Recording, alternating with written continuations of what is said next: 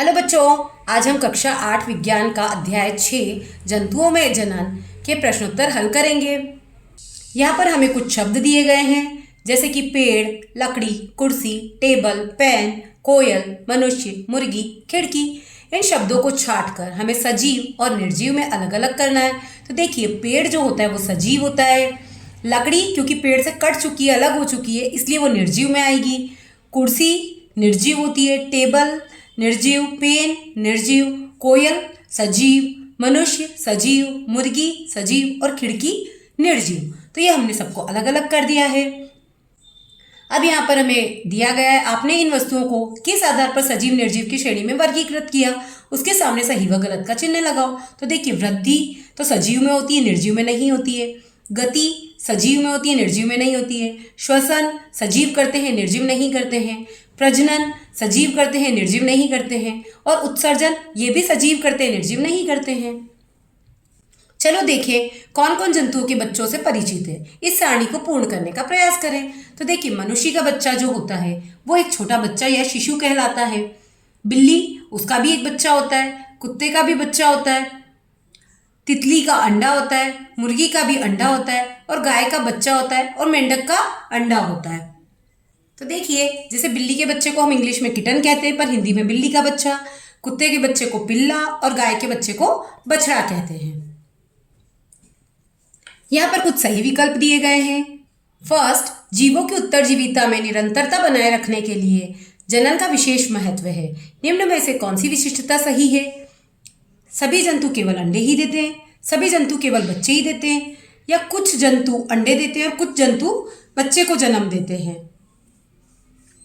तो देखिए, इसमें तीसरा वाला जो पॉइंट है ये सही है, क्योंकि कुछ जंतु अंडे देते हैं और कुछ जंतु बच्चे को जन्म देते हैं।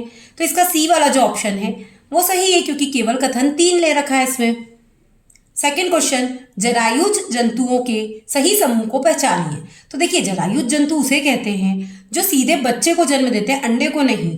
तो गाय, कुत्ता, बिल्ली ये सीधे बच्चे को ही जन्म देते हैं, तो ये जरायुज जंतु कहलाएंगे। तो हमारा ऑप्शन ए सही होगा। प्रश्न क्रमांक 3, मछली और मेंढक एक साथ सैकड़ों अंडे देते हैं क्योंकि, तो इसका आंसर होगा सी वाला, क्योंकि अंडे तथा शुक्राणु निरंतर जल की गति, वायु तथा वर्षा से प्रभावित होते रहते हैं और अंडों का बड़ी संख्या में उत्पन्न होना आवश्यक है ताकि उनमें से कुछ में निषेचन सुनिश्चित हो सके। तो इसका आंसर सी सही होगा। फोर्थ, बूझों ने एक पोखर में कुछ अंडे देखे जो कवच से ढके नहीं थे, बहुत कोमल व जेली की एक परत के साथ थे। ये अंडे किस जानवर के थे? तो मेंढक के अंडे ऐसे होते हैं, कोमल व जेली के समान। तो इसका आंसर होगा मेंढक। फिफ्थ, परखनली शिशु का विकास काय में होता है? तो ये मादा के शरीर में होता है। प्रश्न क्रमांक 2, नीचे दिए गए शब्दों का चयन कर रिक्त स्थानों की पूर्ति कीजिए। फर्स्ट, इस प्रकार का जनन जिसमें नर तथा मादा युग्मक का संलयन होता है कौन सा जनन कहलाता है? तो ये कहलाता है लैंगिक जनन। सेकेंड, द्विखंडन द्वारा जनन किसमें होता है? तो अमीबा में होता है, हमने देखा भी था। तो ये अमीबा में द्विखंडन, ये 2 टुकड़े हो गए, इसके द्वारा जनन होता है, तो इसको हम बोलेंगे अमीबा में होगा। तो अमीबा में द्विखंडन द्वारा जनन होता है। थर्ड, वे जंतु जो सीधे ही शिशु को जन्म देते हैं क्या कहलाते हैं? तो जरायुज जंतु कहलाते हैं, ये हमने आगे भी देखा था। प्रश्न क्रमांक 4, युग्मकों का संलयन की प्रक्रिया क्या कहलाती है? तो वो निषेचन कहलाती है। फिफ्थ, बाह्य निषेचन किसमें होता है? तो इनमें से जो ऑप्शन दिया उसमें मेंढक है, तो मेंढक इसका आंसर होगा। प्रश्न क्रमांक 3, भ्रूण का निरंतर विकास कहाँ होता है? उत्तर, भ्रूण का निरंतर विकास गर्भाशय या मादा के शरीर में होता है। प्रश्न क्रमांक 4, नीचे बॉक्स में कुछ जीवों के नाम दिए गए हैं जिनमें से कुछ जीव जरायुज हैं तथा कुछ अंडप्रजक हैं। हम मुर्गी, मछली, चमगादड़, मधुमक्खी, मकड़ी, चिड़िया, बिल्ली, गाय, कबूतर, मोर और तितली। उपरोक्त में से चमगादड़, मधुमक्खी व मकड़ी किस प्रकार के जीव है? तो देखिए, चमगादड़ जो है वो जरायुज है, मधुमक्खी जो है वो अंडप्रजक है और मकड़ी जो है वो भी अंडप्रजक है, क्योंकि ये अंडे देती है और ये सीधे छोटा चमगादड़ का बच्चा पैदा होता है। प्रश्न क्रमांक 5, मेंढक के अंडों के ऊपर सुरक्षा के लिए कवच नहीं होते फिर भी वे पानी के भीतर सुरक्षित बने रहते हैं, ऐसा किस प्रकार होता है? तो देखिए, मेंढक के अंडों के ऊपर सुरक्षा के लिए कवच नहीं होते फिर भी वे पानी के भीतर सुरक्षित बने रहते हैं, क्योंकि उनके ऊपर एक चिपचिपा पारदर्शी जेली जैसा आवरण होता है जो अंडों को पानी में बिखरने से बचाता है। प्रश्न क्रमांक 6, जनन क्या होता है? जंतुओं में जनन की विधियां कौन कौन सी है? तो देखिए, जनन वह प्रक्रिया है जिसमें जीव अपने ही जैसे नए जीव उत्पन्न करते हैं। जंतुओं में जनन की दो विधियां होती है, एक होती है लैंगिक जनन और दूसरी होती है अलैंगिक जनन। प्रश्न क्रमांक 7, अमीबा में द्विखंडन विधि द्वारा जनन होता है, यह विधि लैंगिक जनन है या अलैंगिक जनन, स्पष्ट कीजिए। तो देखिए अमीबा में द्विखंडन विधि से हो रहा है ना, तो ये होगा अलैंगिक जनन, क्योंकि इसमें केंद्रक के दो भागों से जनन की क्रिया शुरू होती है और इसके बाद कोशिका भी दो भागों में बढ़ जाती है। प्रश्न क्रमांक 8, मछली तथा मेंढक एक साथ सैकड़ों अंडे देते हैं जबकि मुर्गी एक समय में एक ही अंडा देती है, क्यों? तो देखिए मछली और मेंढक में बाह्य निषेचन होता है और इनके अंडों की सुरक्षा कम होती है, इसलिए ये ज़्यादा अंडे देते हैं ताकि उनमें से कुछ अंडे सुरक्षित रह सके, जबकि मुर्गी में आंतरिक निषेचन होता है और मुर्गी के अंडों की सुरक्षा अधिक होती है, इसलिए वे एक समय में एक ही अंडा देती है। प्रश्न क्रमांक 9, यदि पृथ्वी पर रहने वाले सभी सजीवों में जनन क्रिया समाप्त हो जाए तो पर्यावरण पर क्या प्रभाव पड़ेगा, लिखिए। तो देखिए यदि पृथ्वी पर रहने वाले सभी सजीवों में जनन क्रिया समाप्त हो जाए तो जो पेड़ पौधे वो भी सजीव है उनमें भी खत्म हो जाएगी, नए पेड़ पौधे नहीं उगेंगे और नए पशु नए इंसान इनका भी जन्म नहीं होगा। तो क्या होगा, धीरे धीरे जब पेड़ पौधों पे ही सब जने निर्भर करते हैं, अगर पेड़ पौधे खत्म हो जाएंगे तो सभी खत्म हो जाएंगे।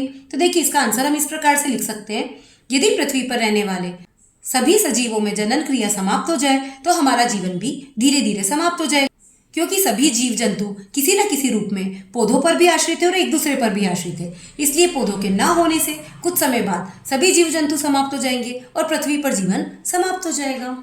प्रश्न क्रमांक 10, लैंगिक जनन तथा अलैंगिक जनन में क्या अंतर है, उदाहरण दीजिए।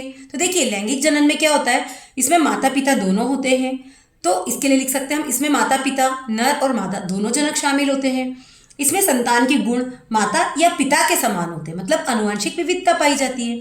उदाहरण के लिए मनुष्य, कुत्ता, बिल्ली, ऐसे हम और भी नाम लिख सकते हैं। और अलैंगिक जनन क्या होता है, इसमें एक ही जनक शामिल होता है, इसमें संतान बिल्कुल अपने जनक के समान होती है। उदाहरण के लिए अमीबा, हाइड्रा, ये अलैंगिक जनन के उदाहरण है।